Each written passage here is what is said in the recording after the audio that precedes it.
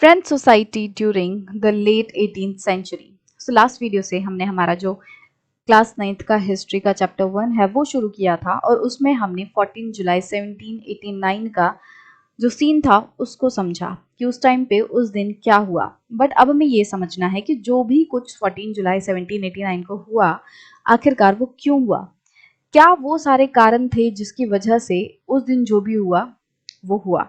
तो उसके लिए सबसे पहले हमें ये समझना होगा कि जो फ्रांस है उसमें सोसाइटी किस तरीके से बनी हुई थी, सोसाइटी किस तरीके से डिफाइन हो रखी थी, किस तरीके के लोग सोसाइटी में थे। तो हमें ये समझना होगा। तो हम वो चीज जो है वो इस चैप्टर में इस सेक्शन में पढ़ेंगे। In 1774, Louis XVI of the Bourbon family of kings ascended the throne of France. So 1774 में क्या हुआ, बर्बन फैमिली का एक जो राजकुमार है वो गद्दी पर चढ़ा। मतलब कि फ्रांस का जो थ्रोन है, फ्रांस की जो गद्दी है, जो थ्रोन है, वो लुई 16 ने एक्सटेंड किया। मतलब कि फ्रांस के नए राजा कौन बन गए, लुई 16। और ये किस फैमिली से बिलोंग करते थे, बर्बन फैमिली से बिलोंग करते थे। अब जब लुई 16 राजा बने तो वो सिर्फ और सिर्फ 20 साल के ही थे और उनकी शादी एक ऑस्ट्रियन प्रिंसेस मैरी एंटोइनेट से हो रखी थी। Upon his accession, the new king found an empty treasure. अब जब लुई 16 नए नए राजा बने तो क्या हुआ कि उस टाइम पे फ्रांस की जो तिजोरियां थी वो बिल्कुल ही खाली थी। मतलब कि खजाना बिल्कुल नहीं था, पैसा एक तरीके से फ्रांस में नहीं था, बहुत ही कम था। Long years of war had drain the financial resources of France.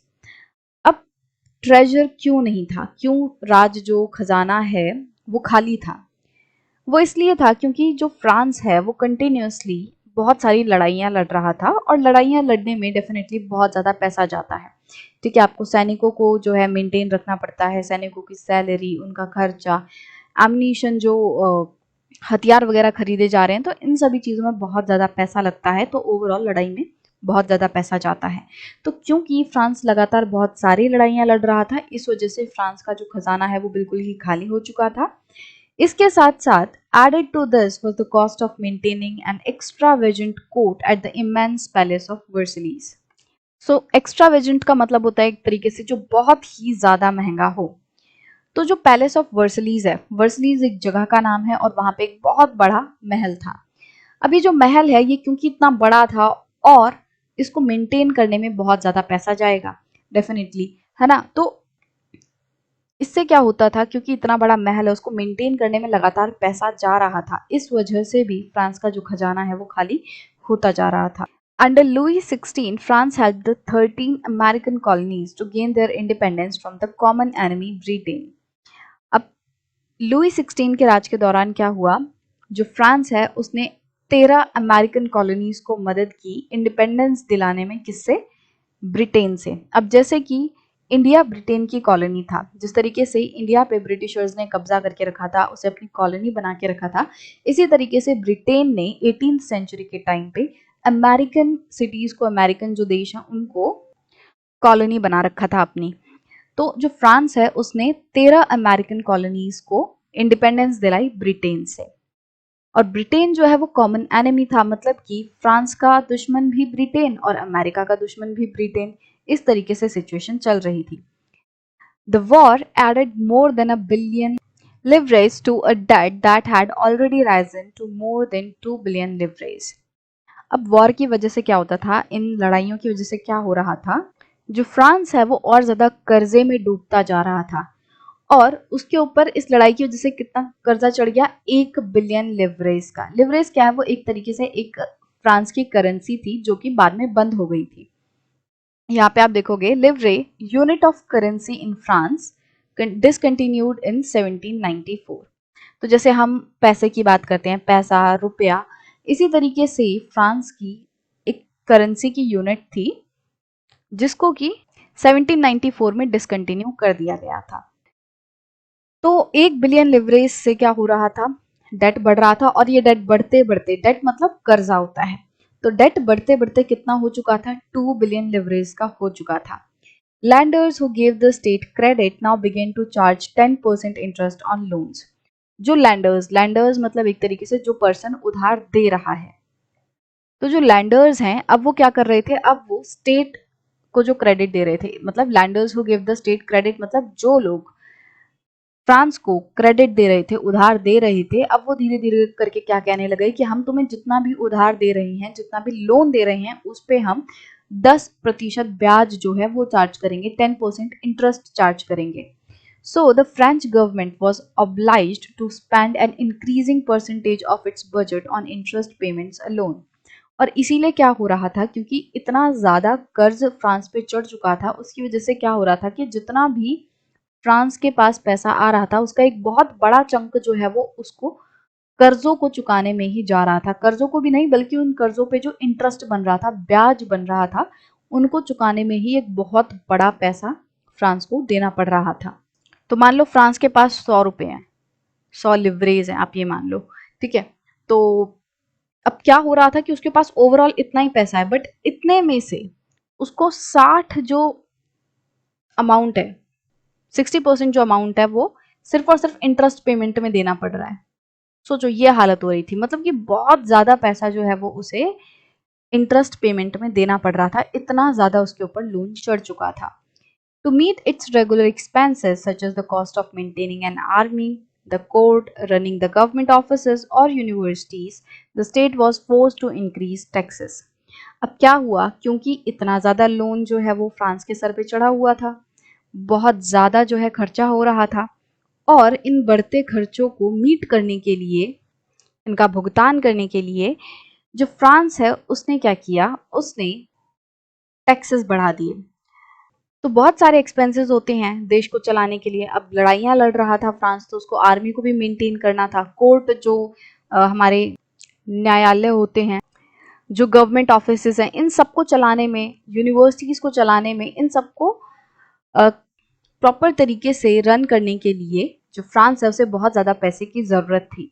अब इतने सारे पैसे जो हैं वो कहाँ से आएंगे फ्रांस के पास, तो उसने क्या किया, जो फ्रांस गवर्नमेंट है उसने टैक्सेस बढ़ा दिए, मतलब लोगों से और ज़्यादा टैक्सेस चार्ज करना शुरू कर दिया.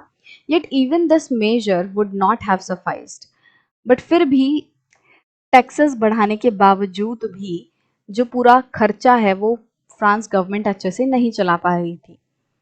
French society in 18th century was divided into 3 estates and only members of third state paid taxes.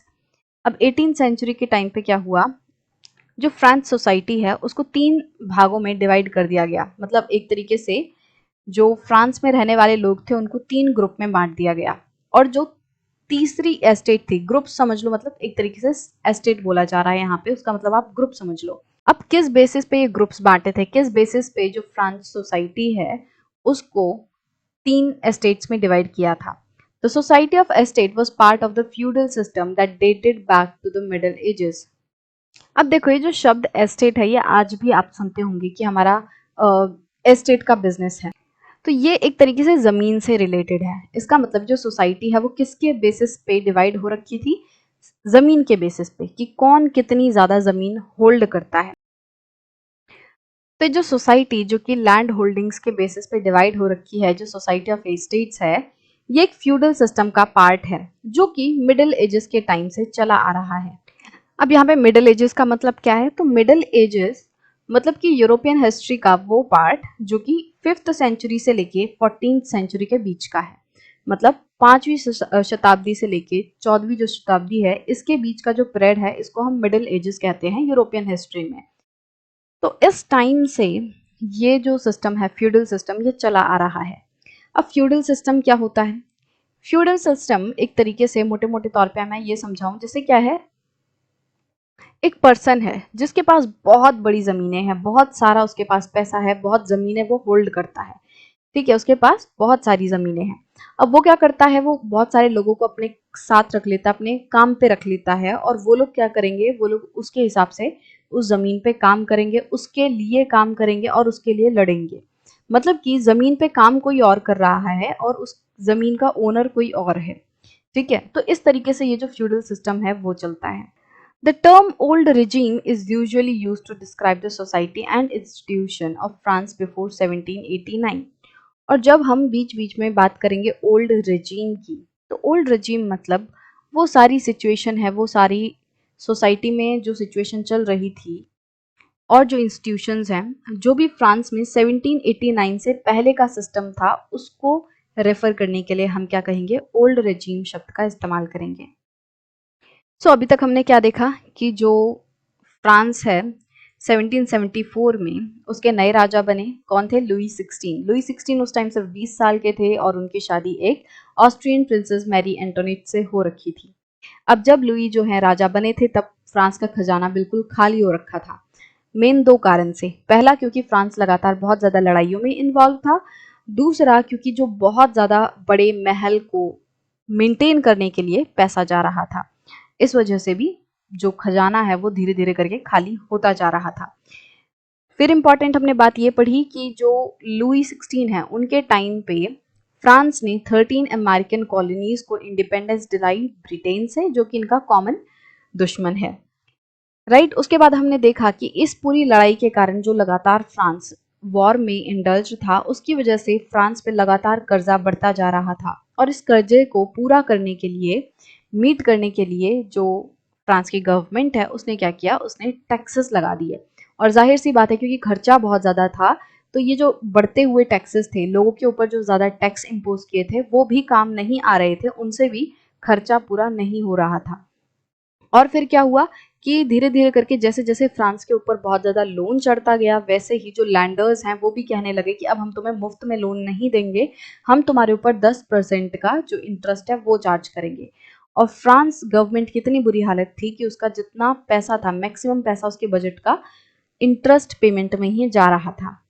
Right, फिर हमने बात की सोसाइटी की कि किस तरीके से फ्रांस की जो सोसाइटी थी 18th सेंचुरी में वो 3 स्टेट्स में बट गई थी और तीसरे स्टेट के जो मेंबर्स हैं वही टैक्स पे करते थे। राइट, और अब ये हमने जब स्टेट्स की बात की तो इसको हमने थोड़ा सा और समझने की कोशिश की कि स्टेट क्या है। एक तरीके से ये जो सोसाइटी स्टेट्स के बेसिस पे डिवाइड है, इसका मतलब कि किसके पास कितनी लैंड होल्डिंग है उसके बेसिस पे एक तरीके से सोसाइटी डिवाइड हो रखी है। जिसके पास बहुत ज़्यादा ज़मीनें हैं उसे हम पर्टिकुलर, मतलब उसको एक तरीके से हम ऊंची पोस्ट पे रखेंगे, उसको हम ऊंचा दर्जा देंगे। जिसके पास थोड़ी कम ज़मीन है उसको हम नीचे रखेंगे, और जिसके पास नहीं है ज़मीन, जो दूसरों की ज़मीन पे काम करता है, उसको हम और नीचे रख देंगे। इस तरीके से फ्रांस की जो सोसाइटी थी वो बटी हुई थी। जैसे एक तरीके से हमारे देश में जाति सिस्टम है, किसी पर्टिकुलर जाति को, ग्रुप ऑफ पीपल को हमने टॉप पे रखा हुआ है, फिर कुछ लोगों को नीचे रखा है, फिर कुछ लोगों को एकदम सबसे नीचे रखा जाता है। इस तरीके से जाति सिस्टम चलता है। इसी तरीके से जो फ्रांस है उसमें एस्टेट्स के बेसिस पे ग्रुप जो है बटा हुआ था। जो सोसाइटी है वो 3 एस्टेट्स में डिवाइड थी। ठीक है, सबसे पहली जिसके पास मान लो सबसे ज्यादा जमीन है, इसको मैं अभी एग्जाम्पल के लिए बता रही हूँ, इसको हम और डिटेल में आगे पढ़ेंगे कि आखिरकार ये जो एस्टेट्स हैं वो क्या है। एग्जाम्पल के लिए जस्ट मैं बता रही हूँ कि मान लो जिसके पास सबसे ज्यादा जमीन है, राइट, उसके बाद उससे कम जमीन वाला सेकंड पोजीशन पर, और थर्ड जो पोजीशन है उस पे वो लोग जो कि जमीन होल्ड नहीं करते, जो कि लेबर क्लास है। अब इसको और अच्छे से समझ लेते हैं यहाँ पे। तो फर्स्ट स्टेट थी क्लर्जी की। क्लर्जी मतलब एक तरीके से वो लोग जो एक तरीके से प्रीस्ट थे, पुजारी थे, चर्च में जो प्रीस्ट का काम करते थे, जो प्रीस्ट थे, वो हो गई फर्स्ट एस्टेट। अब जैसे इंडिया में क्या है, ब्राह्मण्स, उन्हें सबसे टॉप पे रखा गया। इसी तरीके से ब्राह्मण्स क्या करते हैं, वो भी मंदिर में पूजा करते हैं। इसी तरीके से फ्रांस में भी लगभग सेम ही चीज चल रही थी कि क्लर्जी मतलब एक तरीके से जो लोग चर्च में पूजा कर रहे हैं, प्रीस्ट हैं, उनको सबसे टॉप पे रखा गया। Then second, nobility. नोबिलिटी मतलब एक तरीके से राजा महाराजा जो लड़ाइयां लड़ रहे हैं। ठीक है, जैसे हमारे यहाँ क्षत्रिय होते हैं, क्षत्रियों का काम क्या होता है, लड़ना, है ना। जो हम जाति सिस्टम पढ़ते हैं उसमें क्या है, सबसे पहले ब्राह्मण, फिर क्षत्रिय, फिर वैश्य और उसके बाद शूद्र। इस तरीके से जो हमारे यहाँ पे जाति सिस्टम है वो बटा हुआ है। तो इसमें मेन 3 चीजें जो है वो फ्रांस में भी हमें देखने मिलेंगी। पहला है क्लर्जी जो एक तरीके से पुजारी है, दूसरा है नोबल्टी एक तरीके से जो क्षत्रिय हैं जो लड़ाइयां लड़ते हैं, और तीसरी स्टेट है बिग बिजनेसमैन की, मतलब इसमें जो वैश्य और शूद्र हैं उनको दोनों को मिला दिया है। तो जो तीसरे स्टेट है उसमें बिजनेसमैन, मर्चेंट्स वगैरह, व्यापारी जो हैं वो सब देखने मिलेंगे। साथ ही साथ जो पेजेंट्स हैं, आर्टिशंस हैं, मतलब जो लोग फार्मिंग कर रहे हैं, कोई कलाकार है जो कुछ बना रहा है, और उसके बाद स्मॉल पेजेंट्स जो छोटी लैंड होल्डिंग वाले लोग हैं, या जो लेबरर्स हैं जो कि किसी और के खेतों में काम कर रहे हैं। तो उन सबको, मतलब कि प्रीस्ट एंड नोबिलिटीज को छोड़ के जितने भी लोग हैं वो थर्ड एस्टेट में आएंगे। तो इस तरीके से 3 एस्टेट्स में जो फ्रांस की सोसाइटी है वो बटी हुई थी। फिर हमने बात की किसकी, ओल्ड रेजीम की। ओल्ड रेजीम मतलब कि फ्रांस में 1789 से पहले जो कुछ भी था उसको हम ओल्ड रेजीम के नाम से कहेंगे। अब हम आगे बढ़ते हैं। Figure 2 shows how the system of estates in France society was organized। तो फिगर 2 जो है वो जस्ट हमने डिस्कस कर लिया कि सिस्टम ऑफ स्टेट्स जो है वो किस तरीके से फ्रांस में बटा हुआ था। Peasants made up about 90% of the population। अब फ्रांस में जितनी भी पॉपुलेशन थी, जितने भी लोग थे, उसका 90% जो है वो पेजेंट्स थे, मतलब फार्मर्स थे, एक तरीके से छोटे किसान थे। However, only a small number of them owned the land they cultivated, but इन 90% जो पेजेंट पॉपुलेशन है उसमें से कुछ ही ऐसे लोग थे जिनके पास अपनी खुद की जमीन थी, मतलब बाकी ऐसे लोग थे जो कि दूसरों की जमीनों पर काम कर रहे थे। About 60% of the land was owned by nobles, the church and other richer members of the third state। अब था क्या कि फ्रांस में जितनी भी जमीनें थीं वो ज्यादातर किनके द्वारा ओन की जा रही थी, नोबल्स मतलब जो राजा महाराजा हैं उन वो जमीनें ओन कर रहे थे। उसके बाद जो चर्च है उसके पास जमीनें थी, और फिर थर्ड एस्टेट में भी जो ये बड़े बड़े लोग हैं, बड़े बड़े बिजनेसमैन हो गए, मर्चेंट्स हो गए, वो जमीनें होल्ड कर रहे थे। और जो पेजेंट्स थे, नंबर में पेजेंट तो बहुत ज्यादा थे, मतलब किसान बहुत ज्यादा थे नंबर्स में, मतलब कि मान लो फ्रांस में टोटल 100 लोग हैं तो उसमें से 90 लोग तो सिर्फ और सिर्फ पेजेंट्स ही थे। बट इन 90 लोगों में से भी बहुत ही कम ऐसे लोग थे जिनके पास जमीनें थी, क्योंकि ज्यादातर जमीनें तो नोबेलिटी, क्लर्जी एंड हाई जो थर्ड एस्टेट वाले लोग थे उनके पास थी, मतलब कि थर्ड एस्टेट में भी जो अमीर लोग थे उनके पास जमीनें थी, तो पेजेंट्स के पास जमीनें नहीं थी। The members of the first two estates, that is the clergy and the nobility, enjoyed certain privileges by birth। जो पहले स्टेट के लोग होते थे, मतलब कि ये जो पहले दो ग्रुप हैं, क्लर्जी एंड नोबिलिटी, इन दो ग्रुप के जो लोग थे वो बचपन से ही कुछ प्रिविलेजेस जो हैं वो एंजॉय करते थे, मतलब कि उन्हें जन्म से ही कुछ बेनिफिट्स उन्हें मिल जाते थे। The most important of these was exemption from paying taxes to the state. और इन कुछ प्रिविलेजेस में से एक सबसे इंपॉर्टेंट ये था कि जो नोबिलिटी एंड क्लर्जी हैं इनको टैक्स पे नहीं करना था। तो अभी ऊपर ही हमने पढ़ा था कि थर्ड स्टेट ही टैक्स पे करती थी, मतलब कि पहली जो दो स्टेट्स हैं, मतलब जो पहले दो ग्रुप हैं क्लर्जी एंड नोबिलिटी के, ये लोग टैक्स ही पे नहीं करते थे, तो जो बचा तीसरा ग्रुप वही टैक्स पे करता था। The nobles further enjoyed feudal privileges. और उसके बाद नोबल्स के पास फ्यूडल प्रिविलेजेस भी थी। एक तरीके से ये ऐसे राइट्स थे इनके पास कि ये जो थर्ड स्टेट वाले लोग हैं उनके ऊपर ये बहुत ज़्यादा अत्याचार करते थे, उन पे टैक्सेस जो हैं वो बहुत ज़्यादा लागू कर रहे थे, और इनके पास बहुत ज़्यादा ज़मीनें हैं और अपने हिसाब से ये लोगों को नचा रहे थे। These included feudal dues which they extracted from peasants। इनके फ्यूडल प्रिविलेजेस में एक प्रिविलेज क्या थे कि ये जो पेजेंट्स हैं उनसे बहुत ज्यादा टैक्स जो है वो निकलवाते थे। Peasants were obliged to render services to the lord. फिर ये था कि जो पेजेंट्स हैं, जो किसान हैं, उनकी एक तरीके से ड्यूटी बनती थी, वो एक तरीके से बाध्य थे सर्विसेज देने के लिए, मतलब कि वो एक तरीके से जो लॉर्ड है, वो किंग है, उसकी सेवा करने के लिए बाध्य थे। To work in his house and fields, राजा के घर में, उसके फील्ड्स में काम करने पर मजबूर थे। To serve in the army और to participate in the building roads, और उन्हें आर्मी में सर्व करना पड़ेगा, जब बिल्डिंग्स और रोड्स बनेंगे तो उसमें भी काम करना पड़ेगा। कहने का मतलब ये है कि जो ये फ्यूडल लॉर्ड्स हैं, ये जो राजा महाराजा हैं, नोबिलिटी है, वो अपने मर्जी से जो आम जनता है उसको यूज कर सकते थे। अगर राजा कह रहा है कि तुम्हें मेरे घर में आके काम करना है तो तुम्हें करना पड़ेगा, अगर राजा बोल रहा है कि तुम आर्मी में जाओ तो तुम्हें जाना पड़ेगा, मतलब जो वो कहेगा करने के लिए वो उन्हें करना ही था। The church too extracted its shares of taxes called tithes from the peasants। अब चर्च वाले जो थे, जो क्लर्जी स्टेट्स थी, वो भी कम नहीं थी, वो क्या कर रही थी, वो भी जो पेजेंट है, जो थर्ड स्टेट है, उससे टैक्स चार्ज कर रही थी। टेथिस नाम का टैक्स जो है वो चार्ज कर रही थी। अब टेथ क्या है? A tax levied by the church comprising 1/10 of the agricultural produce. तो टेथ मतलब ये है ये एक ऐसा चार्ज है, ऐसा टैक्स है जो कि पेजेंट्स को देना पड़ता था। किस पे? मतलब जितना भी वो प्रोड्यूस कर रहे हैं, जो कुछ भी उन्होंने उगाया है उसका 10% उन्हें चर्च को देना पड़ेगा टिथ के रूप में। तो ये जो 10% अपने प्रोड्यूस का जो भी उन्होंने उगाया है, जो भी वो देते थे, उस टैक्स को टिथ कहा जाता था। And finally all members of the third state had to pay taxes to the state.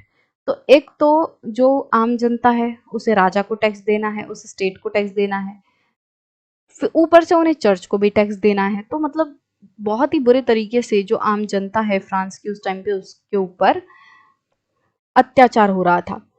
These included a direct tax called tail। अब ये टाइल क्या है? Tax to be paid directly to the state. ये एक ऐसा tax है जो कि डायरेक्टली स्टेट को देना था। तो नाम ही है डायरेक्ट टैक्स की, जो पर्सन है, जो थर्ड स्टेट का पर्सन है, वो डायरेक्टली स्टेट को tax. And a number of indirect taxes which were levied on articles of everyday consumptions like salt और टोबैको। तो एक तो डायरेक्ट टैक्स था और दूसरे बहुत सारे जो हैं इनडायरेक्ट टैक्सेस भी थे, जो कि रोजमर्रा की जिंदगी में होने वाले, इस्तेमाल होने वाली जो चीजें हैं, जैसे कि सॉल्ट हो गया, टोबैको हो गया, मतलब कि जो लोग रोजमर्रा की जिंदगी में इस्तेमाल कर रहे थे चीजों को, डेली यूज की जो चीजें थी, उनके ऊपर भी टैक्स लगा रखा था। जैसे आप आज का ही दिन देख लो, हमारे देश में क्या होता है कि एक डायरेक्ट टैक्स है, इनडायरेक्ट टैक्स है। डायरेक्ट टैक्स जैसे इनकम टैक्स, की जो पर्सन कमा रहा है उस कमाए हुए पे वो डायरेक्टली गवर्नमेंट को कुछ पैसा दे रहा है। और इनडायरेक्ट टैक्स मतलब जैसे आपने कोई बिस्किट का पैकेट खरीदा, अब उस पे जब रुका लिखा होता है कि 5 रुपए का वो है, तो उसके नीचे ब्रैकेट में लिखा होता है इंक्लूसिव ऑफ ऑल टैक्सेस, मतलब कि उस 5 रुपए में सारे टैक्सेस इन्वॉल्व हैं। इसका मतलब जब आपने दुकानदार को 5 रुपए दिए, इसका मतलब आपने उस 5 रुपए में कुछ जो हिस्सा है वो टैक्स का भी दे दिया। मतलब आपने डायरेक्टली गवर्नमेंट को नहीं दिया, बट आपने दुकानदार को पैसे दिए जिसमें टैक्स इन्वॉल्व था। और अब दुकानदार क्या करेगा, इस 5 रुपए में से अपना हिस्सा रख के जो टैक्स का पैसा है वो गवर्नमेंट को जाके दे देगा। डायरेक्टली आपने गवर्नमेंट को नहीं दिया, बट जो दुकानदार है उसने गवर्नमेंट को दिया। आपने दुकानदार को दिया, दुकानदार ने गवर्नमेंट को दिया। तो पैसा आप ही दे रहे हो, बट इनडायरेक्टली गवर्नमेंट को दे रहे हो। ठीक है, तो इस तरीके से डायरेक्ट और इनडायरेक्ट टैक्स होता है, और ये दोनों ही तरीके के टैक्स जो हैं वो फ्रांस में लगाए हुए थे लोगों के ऊपर। The burden of financing activities of the state through taxes was borne by the third estate alone। अब जो पूरी स्टेट चल रही थी, जो पूरा देश चल रहा था, और उसके जितने भी खर्चे थे, उन सबको कहाँ से निकाला जा रहा था? उन सभी खर्चों को टैक्स लगा लगा के निकाला जा रहा था। इसका मतलब कि जो थर्ड स्टेट है, क्योंकि वही स्टेट थी जो कि पैसा दे रही थी, जो कि टैक्स पे करती है, जो थर्ड स्टेट है, उसी के ऊपर टैक्स लागू हो रहे थे। तो सारा जो बर्डन है देश के खर्चों को चलाने का, वो किसके ऊपर आ गया? थर्ड स्टेट के ऊपर आ गया। क्योंकि क्लर्जी, नोबेलिटी, वो तो लगातार धड़ाधड़ क्या कर रहे थे, वो तो थर्ड स्टेट के ऊपर टैक्स पे टैक्स लगाए जा रहे थे। और इसमें पिस कौन रहा था? ये थर्ड स्टेट के लोग। मतलब कि हम ये समझ सकते हैं कि जो थर्ड स्टेट के लोग हैं उनकी बहुत ही बुरी सिचुएशन थी। और थर्ड स्टेट में भी स्पेशली वो लोग जो कि छोटे फार्मर थे, जो पुअर पेजेंट्स थे, उनकी ज़िंदगी बहुत ज़्यादा ख़राब हो रखी थी। तो इस सेक्शन में हमने बेसिकली एक ओवरव्यू लिया कि किस तरीके से जो फ्रांस की सोसाइटी है, फ्रेंच सोसाइटी है, वो बटी हुई थी 3 स्टेट में। कौन कौन से वो स्टेट हैं हमने वो डिस्कस किया, और किस तरीके से जो तीसरी स्टेट है उसके ऊपर बहुत ज़्यादा टैक्सेस इम्पोज किए जा रहे थे। तो ये सारी चीज़ें हमने डिस्कस की।